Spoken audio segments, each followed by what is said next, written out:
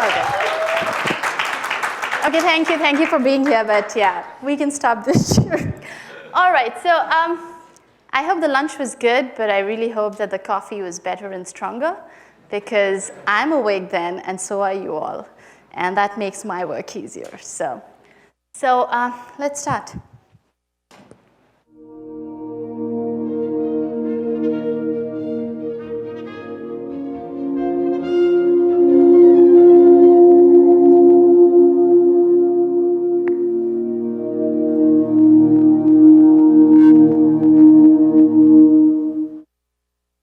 So I want to begin by talking about the power of one woman, just one woman. It could be one of you sitting here in the audience.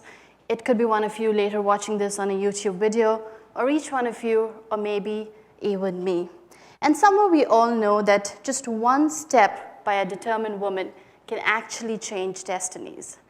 Exactly 70 years ago, in 1947, during the India-Pakistan partition, when there was bloodshed, killings, and carnage everywhere, my grandmother, who must have been just about 16, 17 years old, had to flee her homeland with her father and her brothers, leaving everything behind.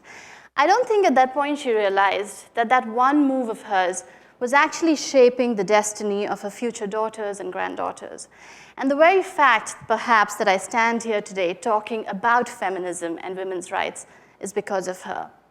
I don't think that most of us realize that how the acts of our ancestors or how the acts of our previous generations impact our lives today in the best ways possible. About 2 years ago, when I was in an extremely physically and emotionally abusive relationship, and I was trying for a very long time to actually get out of it. But every time I've tried, I failed. I did not have the courage to get out of it. I tried to think about all the sacrifices that my grandmother and my mother had made to ensure that I get to where I am, that I can get what they did not get in life.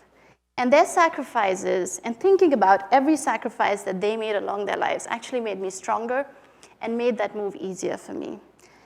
And you too have felt the power of the women in you, in your lives. And in fact, the woman in you, when all of you marched a few weeks ago in the Women's March, you all marched in Washington, D.C., in Paris, in New York, in Geneva, in every city around the world, and you rallied and dissented and walked to claim what is rightly yours. And perhaps with every step that you took, you realized that you were changing something, you were demanding something for not just your country, but you were also demanding something for the women of the world.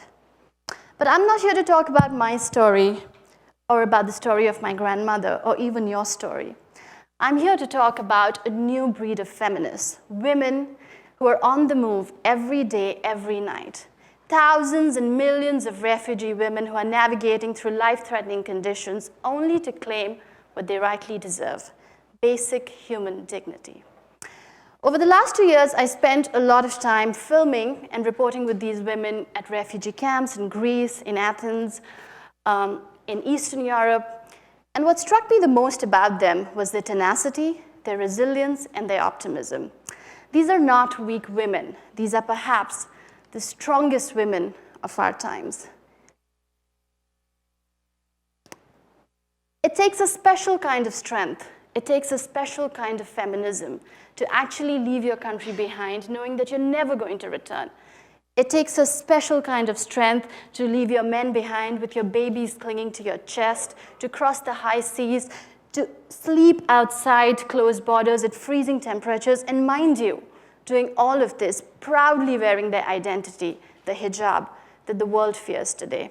And that's why I repeat that it takes a special kind of strength to be those kind of feminists. And their optimism does not really come from ignorance. These are not ignorant women.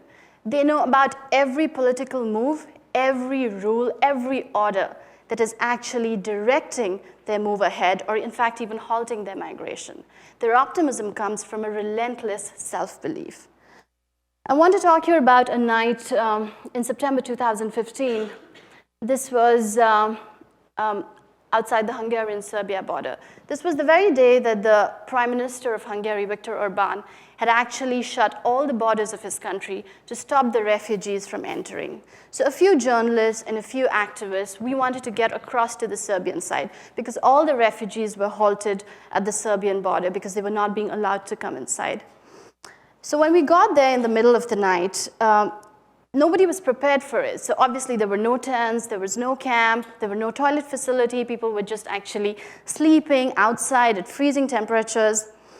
And I found this 16, 17-year-old girl who you can see in this picture.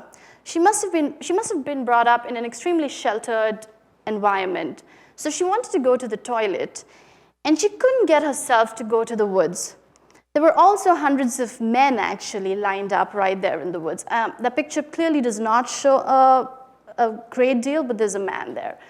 So I could feel the physical stress, the emotional trauma that she was going through, and as a woman, I understood it. I didn't even have the heart to ask her, how was she planning, what was she planning to do? I just couldn't even ask her that. So after some time, she just turned around and looked at me and said that maybe in a few years, I'm going to look back and laugh at all of this. And at that time, I shook my head in disbelief, in respect and admiration for the courage of this 17-year-old girl who could actually laugh about such a distressful situation. So courage does not always mean fighting wars and battles. Courage comes in everyday acts from ordinary people like her and like others.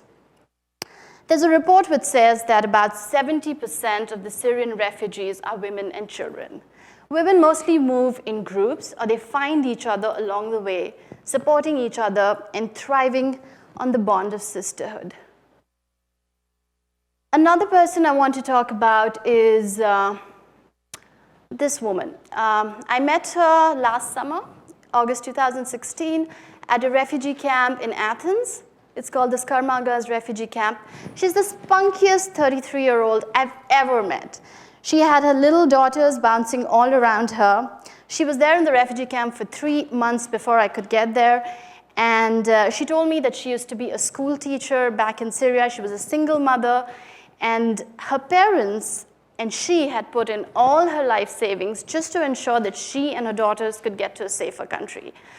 There was only enough money for her and her daughters to travel, so her parents had to stay back. And she did realize that if she actually does get to another safer country, she might never see her parents again.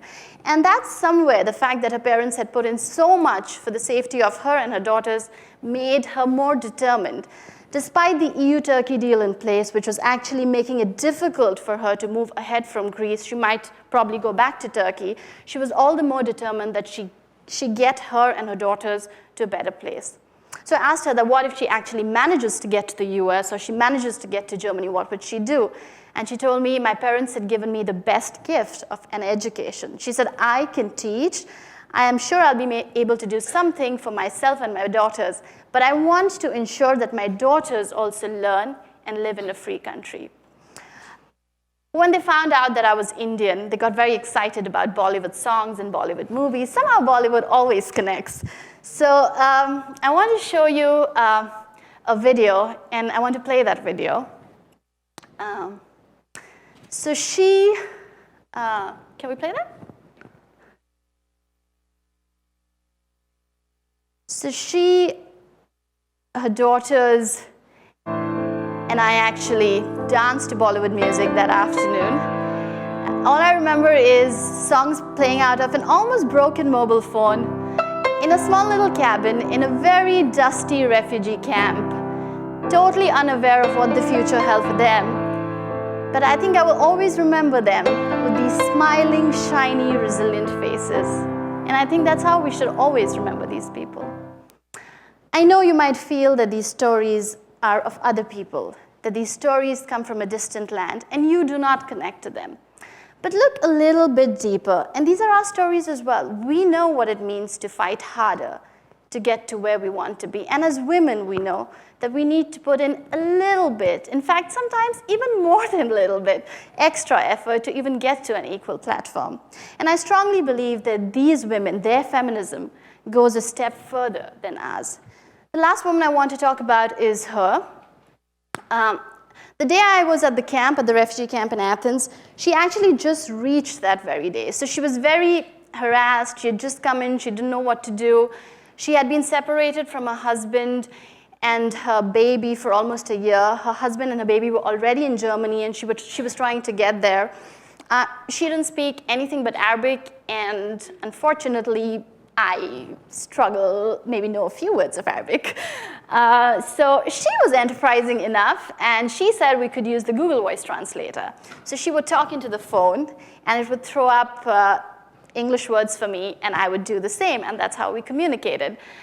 So I asked her that most likely she would be back in Turkey, and that she would never get to see her husband and a little baby. And she looked into the phone, and she said that I would walk mountains, I would cross borders, boundaries, and I would crawl on my knees if I had to, but nobody can keep me away, ever, from meeting my baby.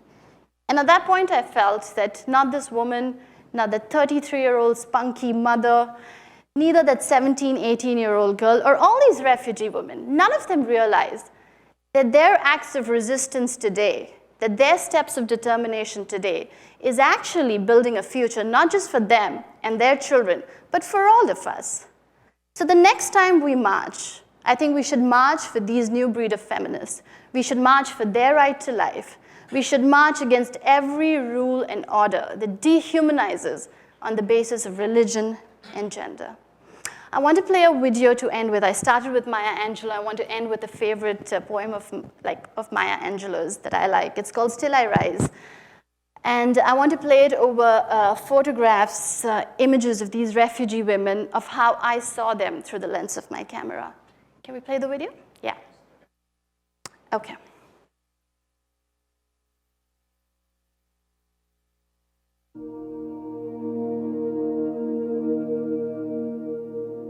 You may write me down in history with your bitter, twisted lies. You may trod me in the very dirt, but still like dust I'll rise.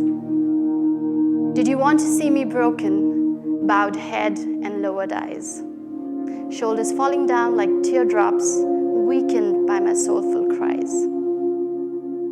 Does my haughtiness offend you? Don't you take it awful hard, 'cause I laugh like I've got gold mines digging in my own backyard. You may shoot me with your words, you may cut me with your eyes, you may kill me with your hatefulness, but still like air I'll rise. Leaving behind nights of terror and fear, I rise.